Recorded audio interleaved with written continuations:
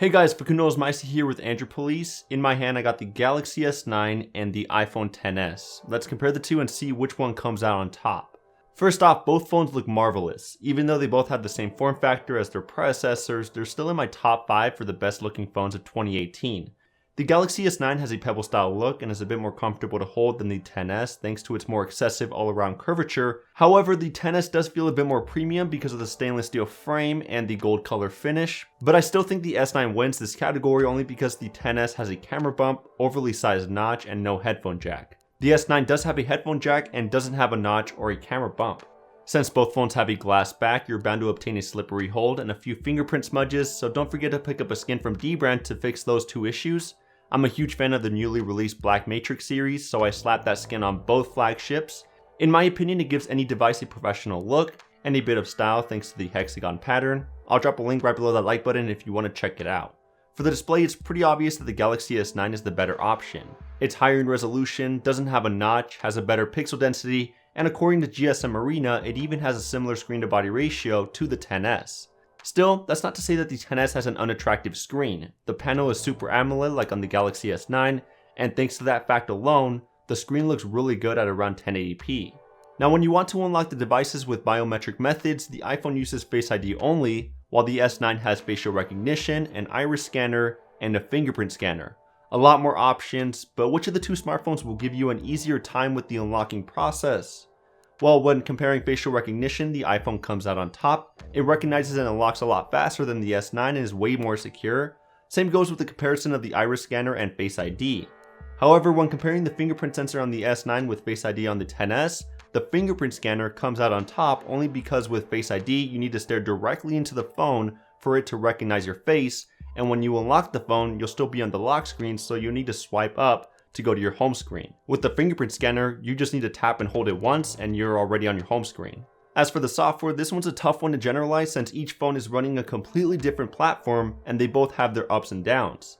The XS is running iOS 12 while the Galaxy S9 is running Samsung Experience 9.0 on Android Oreo. Samsung Experience has way more features and options for customization than iOS 12.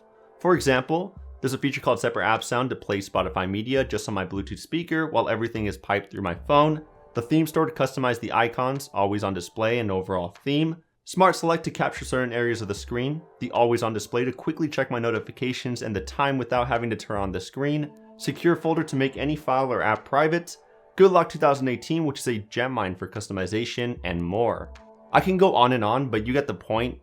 Android in general is just way more customizable than iOS. iOS 12 is a bit more simple and less feature packed, but what I really enjoyed using in iOS over Android is iMessage since it has way more features than SMS messaging. Shortcuts, which is an app like Samsung's Routines app, but with a bit more functionality, such as being able to create a quick shortcut and then creating your own voice command to trigger that task within Siri. The gesture nav bar, in my opinion, is way more intuitive than Samsung's 3-button nav bar and gives you a bit more screen real estate. Screen time to limit the amount of time you should be using your phone by locking yourself out of addicting apps when you use those apps over a set amount of time, and a few more exclusive features. If you want to see a more in-depth review of iOS 12 versus stock Android, then click the eye in the right corner. It's my review of the iPhone XS, but in that video I go ham on this comparison. Anyways, the software comparison here isn't quite as clear cut. It's hard to say which phone has better software as each one has its advantages. If you prefer more features and options for customization, then the S9 is your best bet. But if you're looking for a simpler interface with everything being more straightforward, then the XS is your go-to. Now performance-wise, the XS is much faster and much more fluid with its new A12 Bionic chip. There's currently no smartphone competitor that can outshine this device, even if they have Qualcomm's latest Snapdragon 845 chipset like the S9. Animations on the XS are way smoother, I've never experienced any lag, application reload time is amazing, and gaming on this thing is a beast.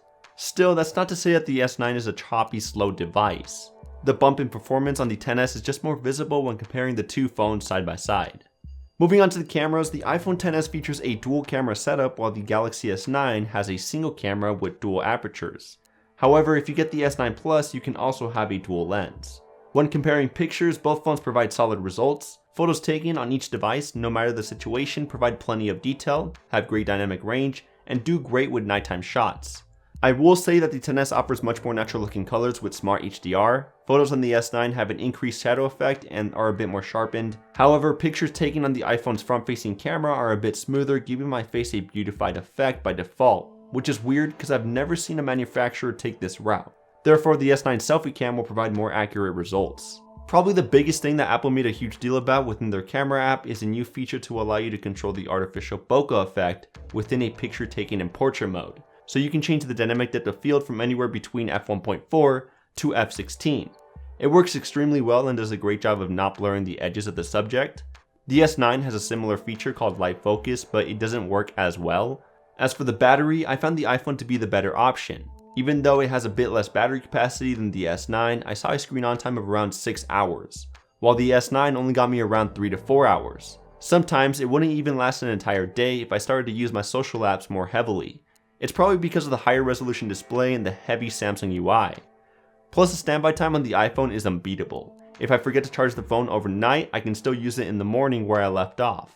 The only thing that sucks about the iPhone's battery is that charging it is a pain. The charger that comes with the phone doesn't have any fast charging mechanism, and it literally takes hours to charge it back up to 100%.